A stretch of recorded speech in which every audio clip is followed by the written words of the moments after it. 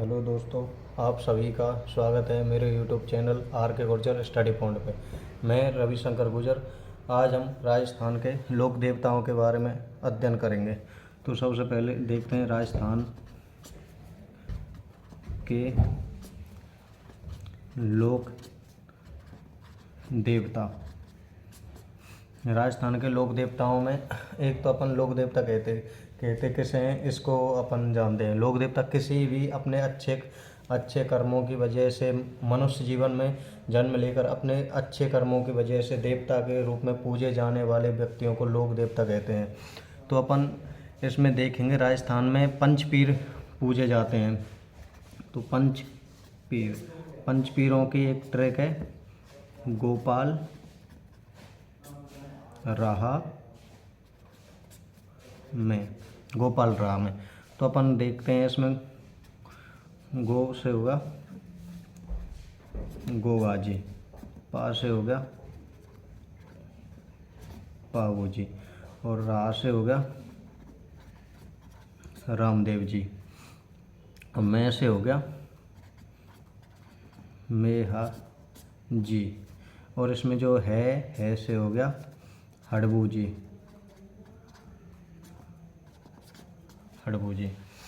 तो ये तो हो गया अपने पंचपीर, राजस्थान में पूजे जाने वाले पंचपीर। तो पंचपीरों में अपन सबसे पहले बात करते हैं लोक देवता पाबू जी के बारे में।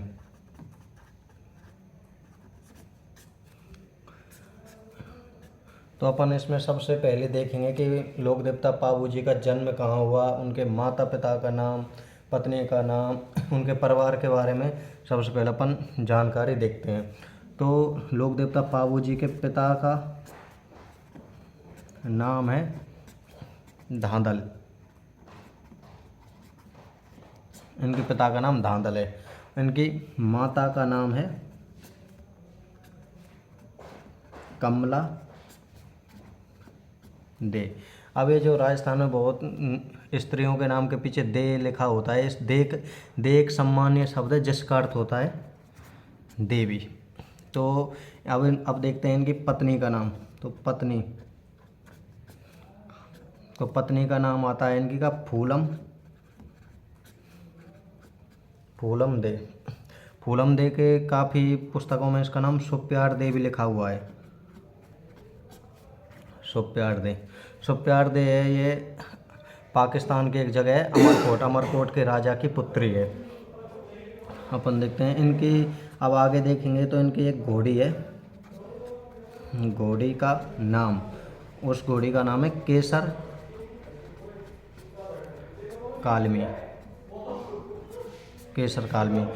कालमी। ये जो घोड़ी है ये एक देवल चारणी नामक महिला की है। देवल चारणी नामक महिला की। इस केसर कालमी को लेकर ये जो पाबू जी हैं इनके जीजा हैं जिनका नाम है जिंदराव खींची। तो जिंदराव खींची के साथ युद्ध भी होता है। तो आगे देखते हैं जिंदराव खींची के साथ केसर कालमी को लेकर युद्ध। अब ये युद्ध होता कहाँ पे है, क्यों होता है, ये इसके बारे में अभी हम जानकारी देखते हैं।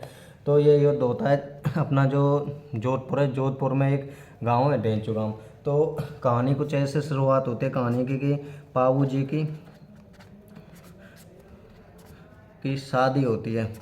शादी मैंने अभी आपको बताया, शादी कहाँ हुई थी, अमरकोट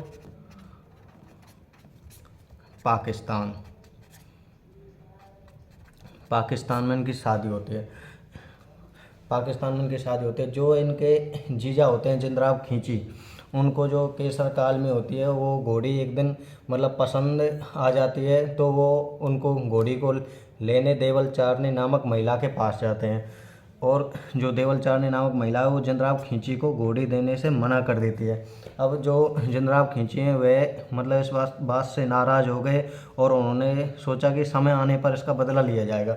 अब जैसे बात आती है पाबू जी की शादी की, पाबू जी की जो मित्र होते हैं उनके दो मित्र हैं जैसे हमारे परम मित्र होते हैं, ऐसे पाबू जी के दो परम मित्र हैं, चांदा व डेमा।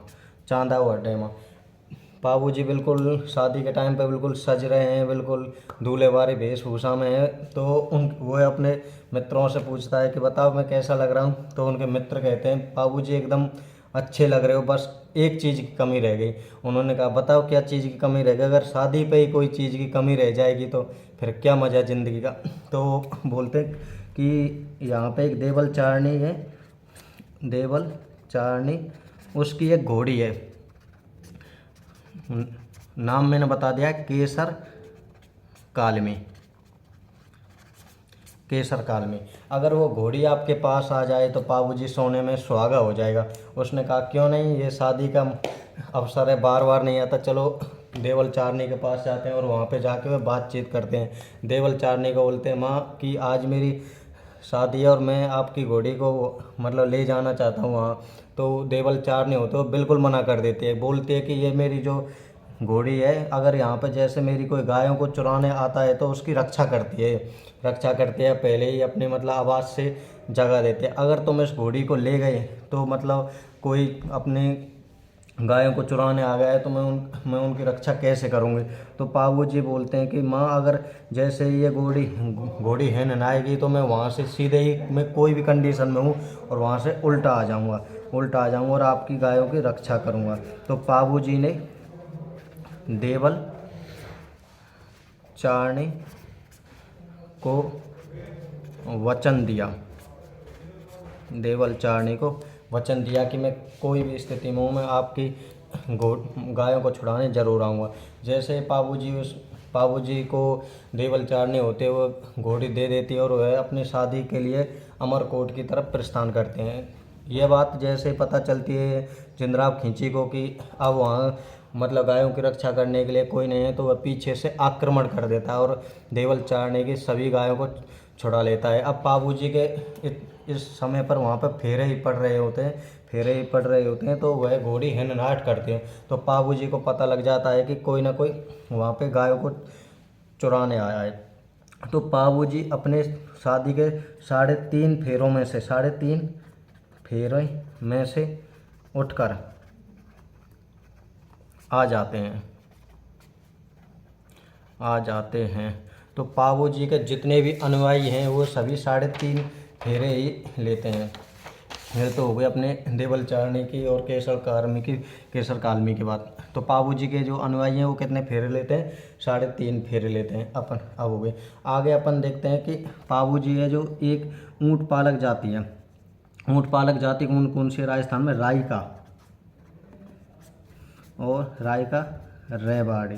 ये जो जाति है ये बाबूजी को अपना आराध्य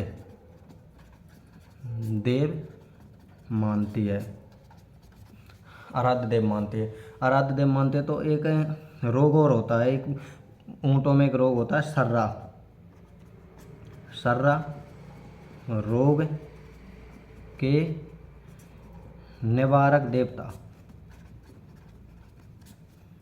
के रूप में पूजे जाते हैं बाबूजी। दूसरा इनके उपनाम आते हैं लक्ष्मण का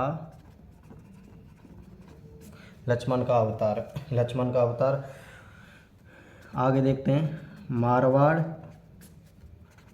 में ऊँट लाने का श्रेय। ये जो क्वेश्चन है ये अभी जो अपनी रीट की परीक्षा हुई थी उसमें आया था कि मारवाड़ में ऊँट लाने का श्रेय किसको जाता है, तो अपन कर देंगे बाबूजी को कर देंगे।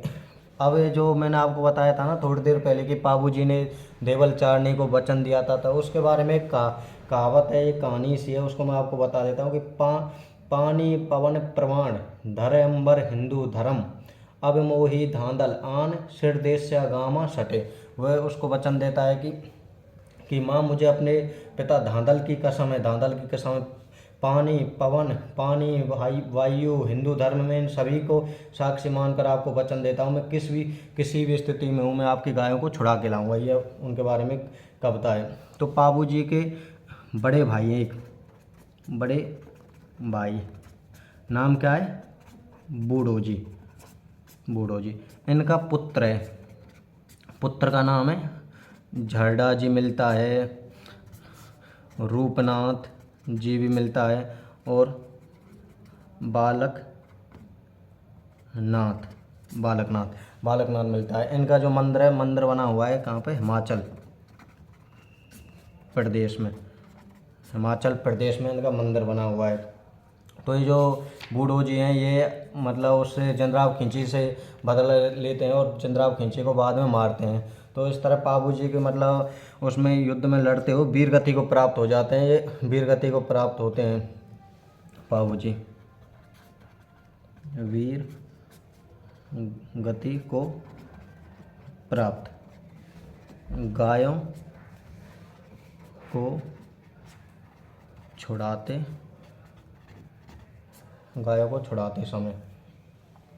समय है 1276 के, मतलब लगभग है 1276 के लगभग है। अब अपन लोग राजस्थान में बहुत लोक देवता हैं, लोक देवताओं की पहचान कैसे करेंगे कि कौन सा लोक देवता क्या है। तो पाबू जी की पहचान क्या है, पाबू जी की पहचान है हाथ में भाला लिए, हाथ में भाला लिए अश्वारोही, ये पाबू जी की पहचान है पाबू जी को। अब इनके बारे में हम देखते हैं कि पाबू जी की कुछ पुस्तकों के बारे में भी अपन देखेंगे, कौन कौन सी उनकी पुस्तकें। तो सबसे पहले पुस्तकों के बारे में देखेंगे। पुस्तकें इनमें आते हैं सबसे पहले पाबू प्रकाश, पाबू प्रकाश पुस्तक है। अब ये पुस्तक के बारे में देखेंगे, लिखी किसने है, तो ये ओसिया मोड़ जी, ओसिया मोड़ जी ने लिखी है। दूसरी पुस्तक है पाबू जीरा दोहा, पाबू जीरा दोहा, ये पुस्तक किसने लिखी है, लख राज। तीसरी पुस्तक है पाबू जीरा छंद, पाबू जीरा छंद, पाबू जीरा छंद, ये लिखा है बीठू मेहाजी, बीठू मेहाजी ने ये लिखा है। अब एक और पाबू जी के सोरठे,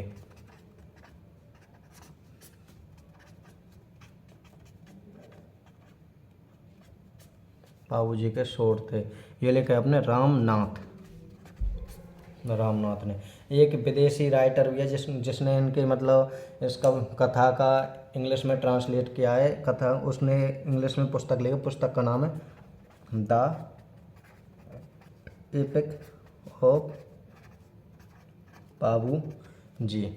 लिखी किसने है, जॉन डी स्मिथ ने। कब लिखी है, 1991 में। इसका जो ये फर्स्ट वॉल्यूम है, सेकंड वॉल्यूम 2005 में आया। तो ये देखेंगे पाबू जी के जो फड़ के बारे में और देख लेते हैं। फड़ सबसे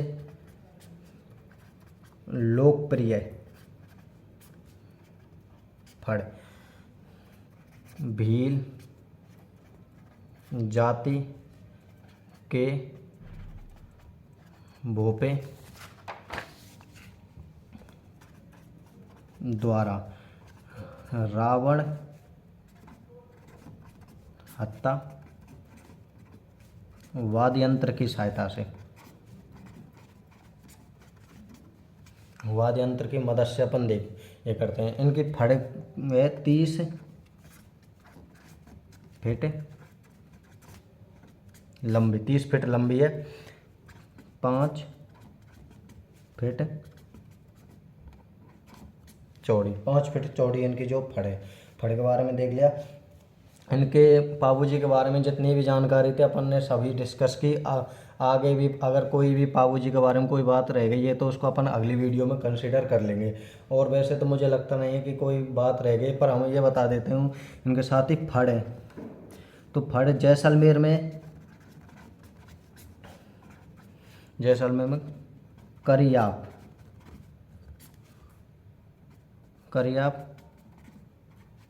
नामक गांव में फड़ महोत्सव मनाया जाता है। पाबू जी की कुछ विशेषता हैं जिनके बारे में वो भी बता देता हूँ इनको। शरणागत का रक्षक, गायों का रक्षक, शरणागत का रक्षक, गायों का रक्षक,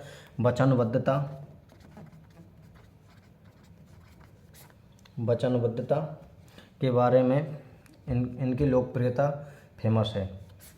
अपन पाबू जी के बारे में सभी बातों को डिस्कस कर चुके हैं। आगे देखेंगे अपन नए लोक देवता रामदेव जी के, अगले लोक देवता रामदेव जी के बारे में कल पढ़ेंगे। रामदेव जी तंवर, इनके बारे में अपन कल देखेंगे। थैंक यू भाइयों।